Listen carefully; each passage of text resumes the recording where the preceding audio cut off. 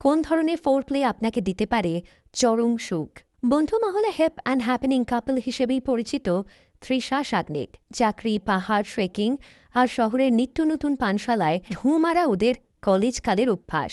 Social media জুড়ে আদর মাখা ছবি। ওদের দুজনের আরও একটা বিশেষ গুণ ছিল, চুমু নিয়ে দুজনেই বড় বেশি অবসেসড। পাহাড় থেকে জঙ্গল, সর্বসম্মুখে চুমু খেতে কোনো দ্বিধা নেই ওদের।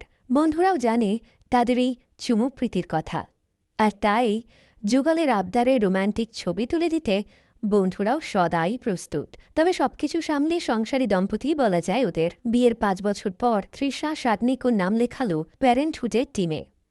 জীবনের নতুন এই অধ্যায়ে মন থেকে খুশি হলেও কোথাও যেন তাল কাটছিল। তা বুঝতে পারছিল ওরা দুজনেই। কেজো জীবন আর বাচ্চার ন্যাপি চেঞ্জের মধ্যেখানে পড়ে হারিয়ে যেতে বসেছিল ওদের আগের সে উদ্দীপনা। বাড়ি, সংসার সব সামলাতে গিয়ে দিনের 24 ঘণ্টার মধ্যে 16 ঘণ্টায় ওদের কাটত ঝগড়া করে। হঠাৎ ইচ্ছে করলে মাঝরাতে কফি খেতে যাওয়া কিংবা উইকেন্ড ট্রিপ, কোনো কিছুরই সুযোগ ছিল না।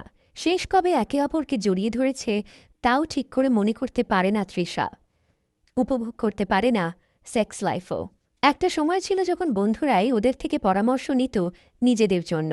সেখানে দাঁড়িয়ে তৃষার কাছে এখন যৌনতা শুধুই রোজগারের অভ্যাস। কখনো মনে হয় সাগনিক ওকে একরকম জোর করছে যৌন মিলনের জন্য। তবে সোশ্যাল মিডিয়া বলছে এই সমস্যা শুধু তৃষার নয়, এখনকার অনেক মেয়েই এই সমস্যায় ভুগছেন। সম্প্রতি টরন্টো বিশ্ববিদ্যালয়ের তরফে একটি গবেষণা চালানো হয়েছে।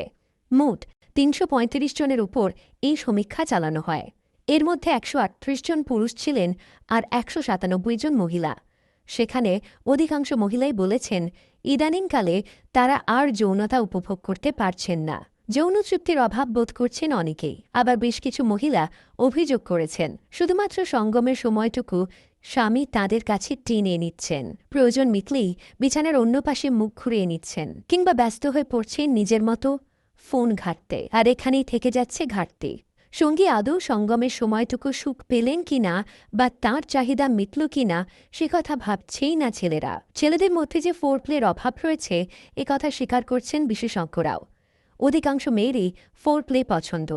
যৌনতার অনেকখানি জায়গা জুড়ে রয়েছে ফোরপ্লে। সেক্স মানে শুধুই যে শারীরিক মিলন, সবসময় সেটা নয়, মনের মিলনও বটে। আদরের মধ্যেও লুকিয়ে থাকে ওই মানুষের প্রেম, শ্রদ্ধা। যদি ব্যাপারটা শুধুই দৈহিক বা ক্যাজুয়াল সেক্স হয়, সেখানেও দরকার যৌনতাকে উপভোগ করা। আর এই ফোরপ্লেই আপনাকে সাহায্য করবে পার্টনারের আরও একটু কাছাকাছি যাওয়ার। বিছানায় উষ্ণতা ছড়ানোর আগে ফোরপ্লের তাপমাত্রা আরেকটু বাড়িয়ে দিন। দেখবেন আপনার রোজকার কামোত্তেজনা আরও একটু বেড়ে গিয়েছে। পার্টনারের শরীরে আপনার ছোঁয়া যে শিহরণ তৈরি করে তার চেয়ে দ্বিগুণ উত্তেজনা তৈরি করবে টেম্পারেচার প্লে। টেম্পারেচার প্লে হল ফোরপ্লেরই অংশ। সঙ্গমের সময় ঠান্ডা বা গরম কোনো বস্তুর ছোঁয়া আপনাদের দুজনের শরীরেই অনুভূতি তৈরি করতে পারে। এই টেম্পারেচার প্লে সেক্সকে আরও আকর্ষণীয় ও মজাদার করে তোলে, এমনটাই মনে করেন সেক্সোলজিস্টরা। ফোরপ্লেতে মেতে ওঠার সময় দুজন মানুষের ত্বকও একে অপরের সংস্পর্শে আসে। এখানেই আরও কামোত্তেজনা জাগাতে সাহায্য করবে টেম্পারেচার প্লে। এক টুকরো বরফ ঠোঁটের মাঝে নিয়ে সঙ্গীর শরীর জুড়ে বুলিয়ে দিতে পারেন, কিংবা সঙ্গমে মেতে ওঠার আগে গরম তেল মালিশও করতে পারেন। কাজে আসতে পারে আপনার। কোনো গরম বা ঠান্ডা বস্তু নিয়ে ফোরপ্লেতে মেতে ওঠার নামই টেম্পারেচার প্লে।